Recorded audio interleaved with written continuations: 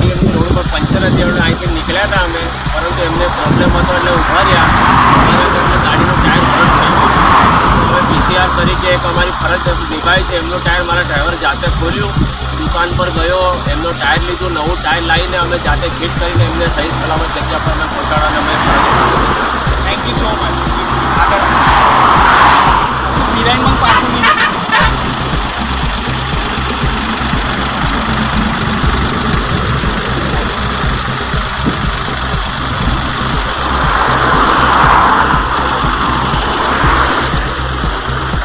હું મારા બ્લોગ કાયદાના ઘણા બ્લોગ મંજુસર PCR છે અમારે અહીંયા બરોડા ગ્રામ્યનો. આગળ આવશે. બરોડા ગ્રામ્ય જિલ્લાનું મંજુસર પોલીસ સ્ટેશન છે. ત્યાંથી અમે અહીં પેટ્રોલિંગમાં હતા તે દરમિયાનમાં આ સાહેબની ગાડીનું ટાયર બરસ્ટ થયું હતું.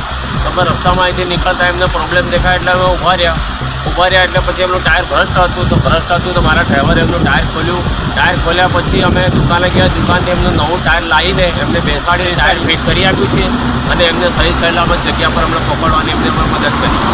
Thank you so much. અને હું એડવોકેટ સુનિલ ભાવસર, જે હાલમાં ગુજરાત હાઈકોર્ટમાં એઝ અ એડવોકેટ પ્રેક્ટિશનર છું, રેગ્યુલર પ્રેક્ટિશનર. મારે આ વિડીયોના માધ્યમથી આ કોઈ વિડીયોના પ્રમોશન માટે છે કે ના સાહેબના કોઈ એના માટે છે, પણ જે પોલીસની જે છાપ છે એ લોકોમાં જે પોલીસની છાપ છે કે એ ફક્ત ને ફક્ત XYZ એના માટે જ કામ કરે છે, એ સદંતર ખોટી છે. અને આ વિડીયો કોઈ પ્રમોશનના આદેશથી નહીં, પણ ધીસ ઇઝ ફેક્ટ અને એ બિલકુલ સાચું છે. પારકી સાહેબ અને રબારી સાહેબે જે અમને હેલ્પ કરી છે એમના માટે અમે કાયમ એમના આભારી રહીશું. અને હું આશા રાખું સાહેબ કે તમે આજ બસ સાહેબ થેન્ક યુ સો મચ સાહેબ. આટલું બધું અને વિથ ફેમિલી હોય ત્યારે એટલે પોલીસની ઇમ્પ્રેશન જે છે એને સદંતર બિલકુલ અને એઝ અ આગળ ઘણી વખત સરકાર માટે બી કામ કરેલું છે.